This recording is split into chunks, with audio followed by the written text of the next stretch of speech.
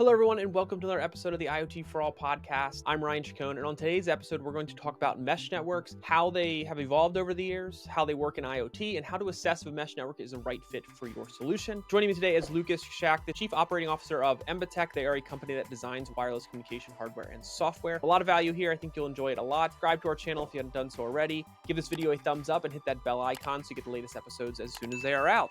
All right, before we get into this, we have a quick word from our sponsor. Silicon Labs, a leader in secure, intelligent wireless technology, has launched their 2023 Tech Talk schedule. This year's Tech Talks include dedicated technology series for Matter, Wi-Fi, Bluetooth, and LPWAN in order to help you build the development skills needed to deliver cutting-edge IoT products. Join Silicon Labs experts and industry leaders for these one-hour live virtual trainings created for developers by developers. Accelerate your device development today by registering at silabs.com. That's the letter S, the letter I, labs.com. Welcome, Lukasz, to the IoT For All podcast. Thanks for being here this week. Yes. Hello. Thanks for having me. Absolutely.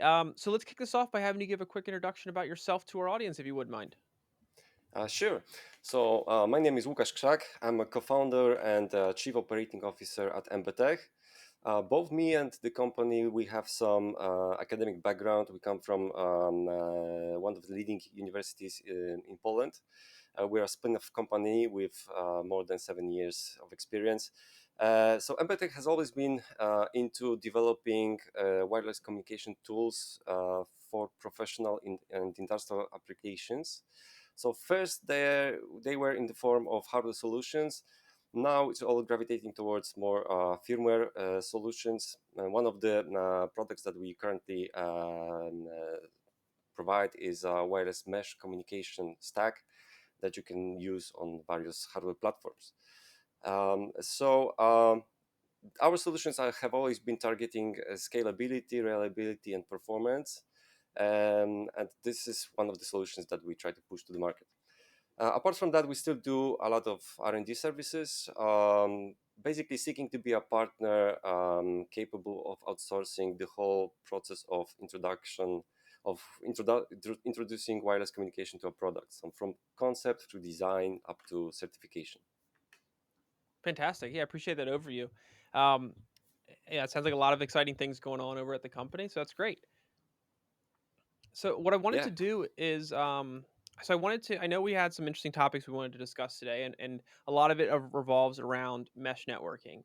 I guess for a start, would you mind kind of talking our audience through first just what mesh networking is, and then how mesh networking kind of has evolved over the years to where it is now?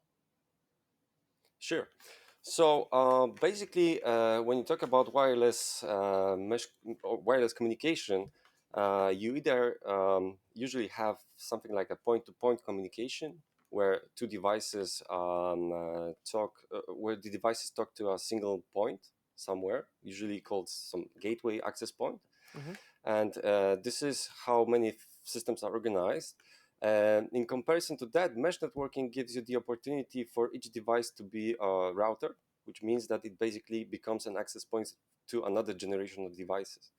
So you can actually have a network topology that spans over more terrain, and each of the device extends the network. So the capability here that you seek for is for the device being able to be a router to forward the Okay, packets down the network and up, gotcha. depending on the direction.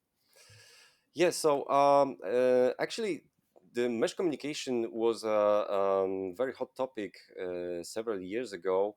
It all started with the concept of wireless sensor networks, which were like hot topic like maybe 20 years ago, when the development of integrated chips actually allowed to build very cheap but capable digital circuits that had the wireless communication capabilities. So starting from them, people started to build systems, devices that were able to operate on batteries for Hmm. longer periods of time and sense the environment, send the data to some server. So right after that, there was this need to increase the coverage, and one of the methods was to introduce mesh networking.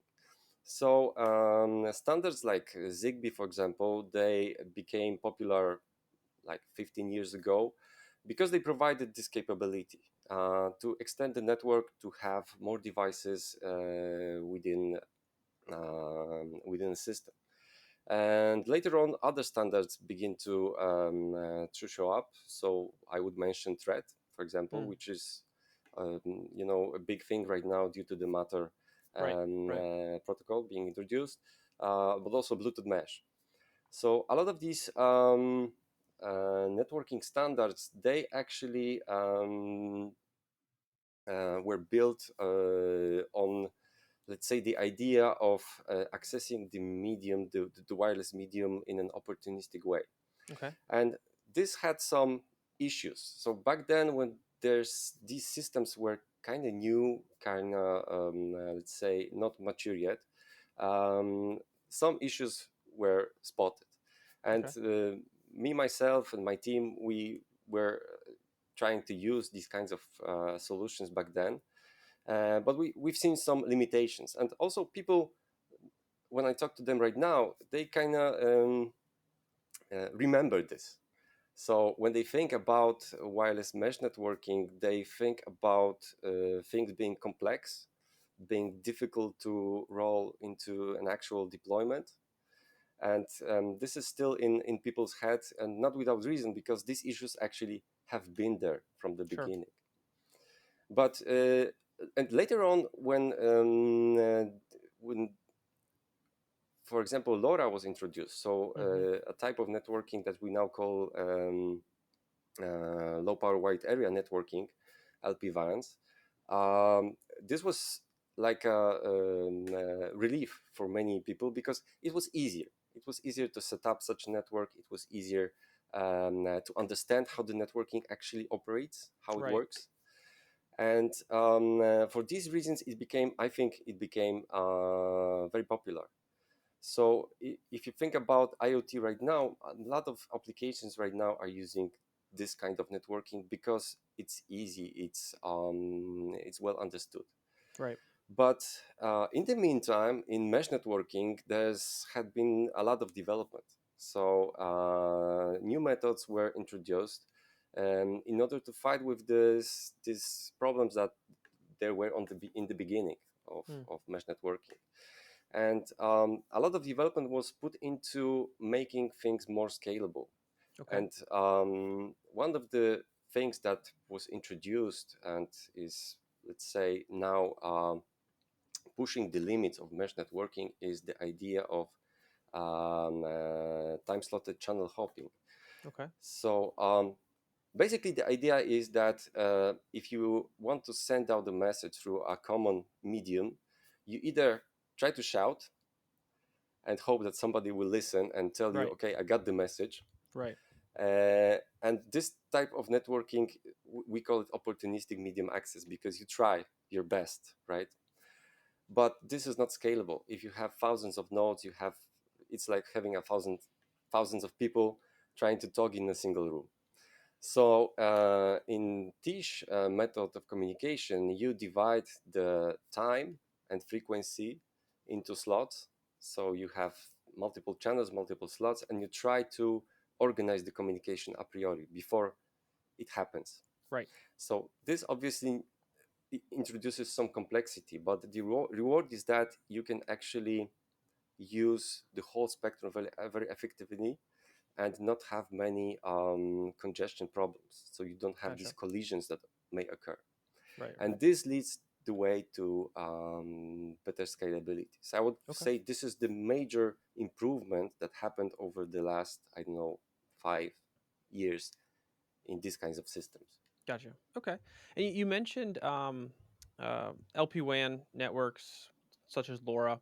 So how does mesh networking kind of stand up against that? What are the positive negatives if we were kind of comparing the two or looking at the two separately? Yeah. So first of all, LP1s, as I said, are now very, very popular. And I would say that still mesh networking concept is thought of still as being more difficult, and this is obviously for a reason. So actually, it requires some more understanding. It requires better tools actually in order to be implemented effectively. And so this is one of the differences. The other difference is basically in the scalability. Okay, so the LPWANs handle big number of nodes differently, Okay. and I would say that if a system requires more performance from the large number of nodes, then probably using mesh networking is something which gives you more benefit. Okay. Because you don't have like a single collision domain, single big room in which there are multiple nodes.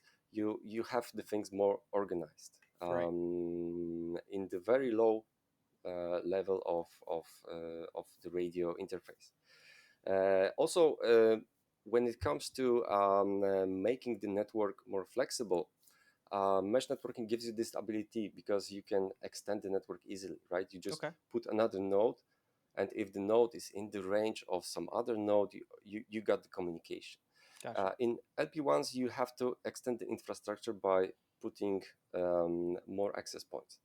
Now, Gotcha. sometimes it's okay, right? Because if if the network is not very big, you can probably guess or have some intuition where to put the access points to have the communication going reliably. But sometimes it's not that easy. So radio frequency communication is often viewed as a magic because you don't know how the signal goes. Okay, it's counterintuitive sometimes how the signal propagates through space. So sometimes it doesn't go through walls like we think it does. It bounces off the windows. It basically finds a path of, let's say, least resistance, which is sometimes not easy um, to guess, to foresee. Yeah. So being not having to think about it when you just roll the network out is something of a benefit when it comes Okay. to mesh network. Gotcha. Gotcha. Um, yeah, so other things, maybe if you talk about data throughput, LP1s tend to be on the lower side of things. So Okay. usually you can expect several messages maybe per hour, maybe per day, Okay. uh, in large scenarios, right? Because there is the biggest difference shows.